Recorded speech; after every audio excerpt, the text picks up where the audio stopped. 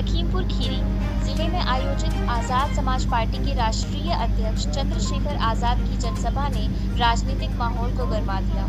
सभा स्थल पर उमड़ी भारी भीड़ ने इसे ऐतिहासिक बना दिया। चारों ओर लोगों की मौजूदगी इतनी अधिक थी कि पूरा क्षेत्र मानो एक विशाल मंच में तब्दील हो गया। जनसभा में युवाओं और ग्रामीण क्षेत्रों से आए लोगों की भागीदारी विशेष रूप से देखने को मिली। बड़ी संख्या में पहुंचे समर्थकों ने बदलाव की इच्छा को खुलकर जाहिर किया। राजनीतिक जानकर इस भीड़ को आने वाले समय में संभावित बदलाव का संकेत मान रहे हैं। सभा की भीड़ की तुलना मायावती के स्वर्णिम दौर की रैलियों से की जा रही है, जिससे जिले की सियासी हलचल तेज हो गई है।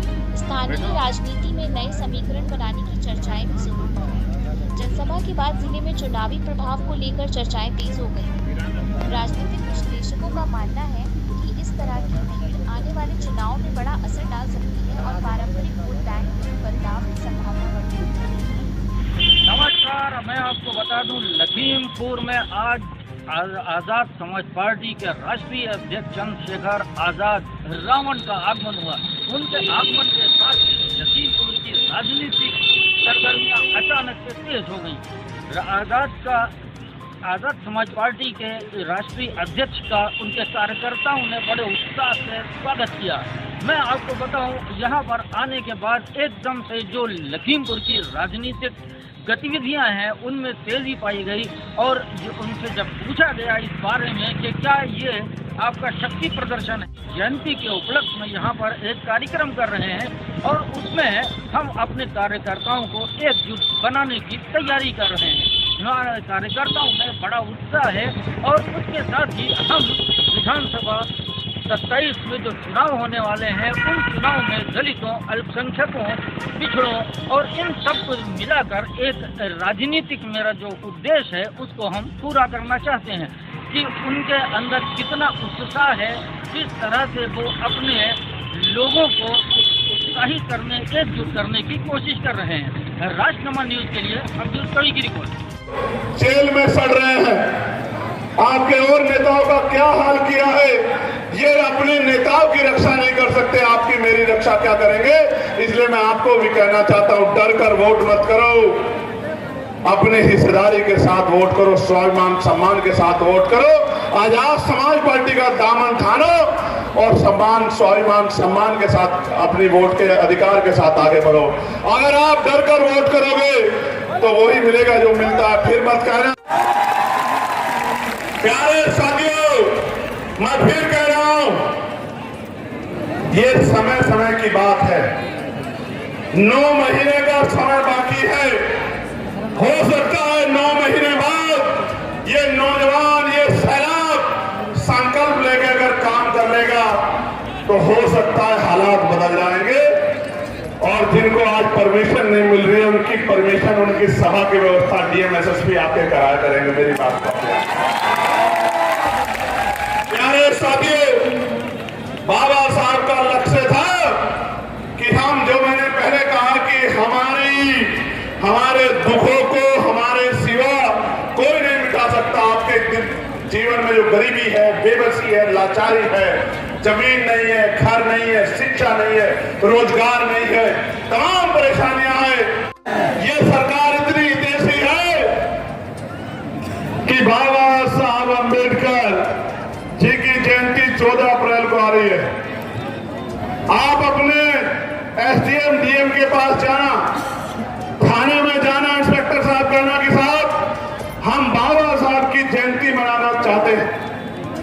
बाबा साहब जिन्होंने देश को संविधान दिया, बाबा साहब जिन्होंने गुंगों को जबान दी, बाबा साहब जिन्होंने कमजोरों को कुर्सी दी, लड़ने के लिए लोकतंत्र दिया, आगे बढ़ने के लिए संविधान में अधिकार दिए, अवसर दिए, उन बाबा साहब की जिनको आप भी मानते हो, देश के प्रधानमंत्री मानते हैं, होम मिनिस्टर भी कहते हैं मानता हूं, मुख्यमंत्री भी शीश झुकाते हैं, उन बाबा साहब की जयंती को मनाना चाहते हैं। मैंने आज ही पत्र लिखा क्योंकि मेरे पास 5000 से ज्यादा एप्लीकेशन आई कि भैया हमारे यहाँ परमिशन नहीं दे रहे हैं, हमारे यहाँ परमिशन नहीं दे रहे हैं। और ये आज से नहीं हो रहा है, इससे पिछली 12 से 17 की सरकार में भी यही हाल था। जो आज कह रहे हैं कि भाई हम तो कमजोरों की राजनीति कर रहे हैं, जिन्होंने माननीय काशी राम साहब के नाम पे बना मेडिकल कॉलेज का नाम बदल दिया। मान्यवर काशीराम साहब की जयंती में जो छुट्टी थी वो छुट्टी कैंसिल कर दी।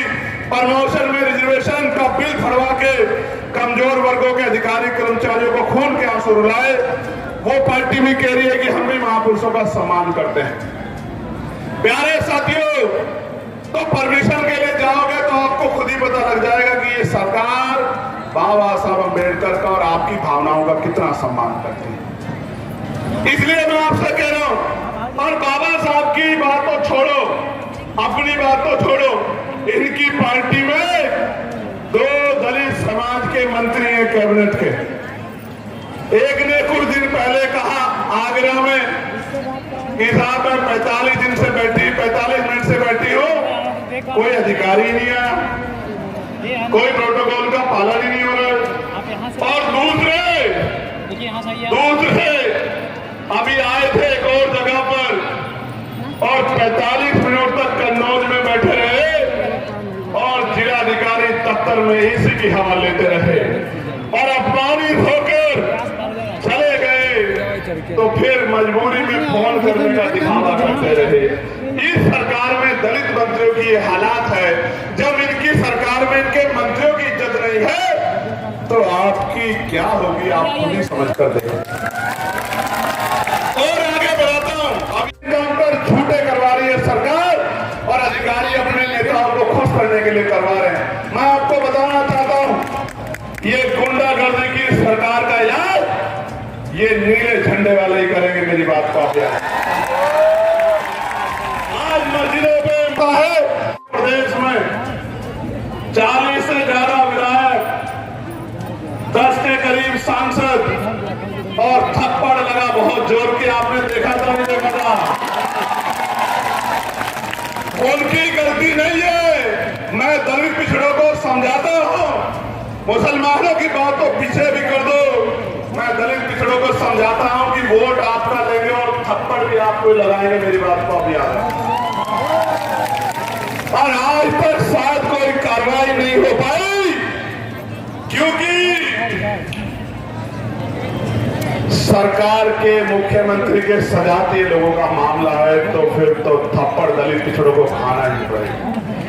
वोट आपकी तमाम वंचित वर्गों के साथ किया जा रहा है।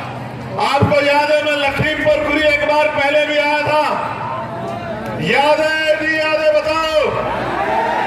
कहां आया था? तिगुनिया कैसे?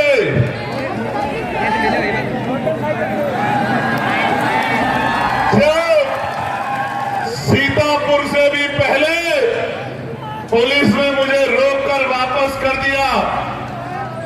तो पुलिस के भाइयों का सम्मान रखते हुए 7 घंटे मोटरसाइकिल की यात्रा करके हम लोग तिगुनिया पहुंचे थे। और क्यों पहुंचे थे? क्योंकि वहां किसानों के साथ अन्याय हुआ था। गाड़ियों के पहियों के नीचे मेरे किसान परिवारों को रोन दिया गया था। मेरे आज भी याद है, मैं उन शहीद किसानों को भी उनकी शहादत पे नमन करता हूं जिन किसानों ने बलिदान दिया। वो टायर किसानों के ऊपर नहीं चढ़ा था, वो हर एक किसान मजदूर के घर पे, उसकी फसल पे, उसके सम्मान पे चढ़ा था। प्यारे साथियों, उन किसान भाइयों को न्याय दिलाने के लिए मैं और मेरे साथी 10-12 मोटरसाइकिल लेके 7 घंटे का सफर करके पहुंचे थे। और आपको याद होगा, मैं बधाई देता हूं आपको कि ऐसे गुंडों को आपने उनकी शक्ति छीन के सत्ता से बाहर करने का काम बहुत मजबूती से किया। इसके लिए मैं आपको बधाई देता हूं। लेकिन यहां से जाने के बाद घर मत बैठ जाना, चैन से बैठोगे तो नहीं। जो लोग उधर छांव में खड़े हैं बहुत दूर तक बैठोगे तो नहीं। काम करोगे नहीं करोगे, जाके घर घर जाके लोगों को जगाओगे नहीं जगाओगे, भाईचारा भोजन समाज में बनाओगे नहीं बनाओगे, किसी की बातों में आके गुमराह तो नहीं होंगे। कसम कसम कसम मत खाओ। ऐसे हाथ उठाओ, बस मुट्ठी बंद करो, दोनों हाथ की मुट्ठी बंद करो। ऐसे बटन दबा दोगे तो क्या बन जाएगा? ऐसे बटन दबाओगे तो राज बन जाएगा, राज बन जाएगा तो काज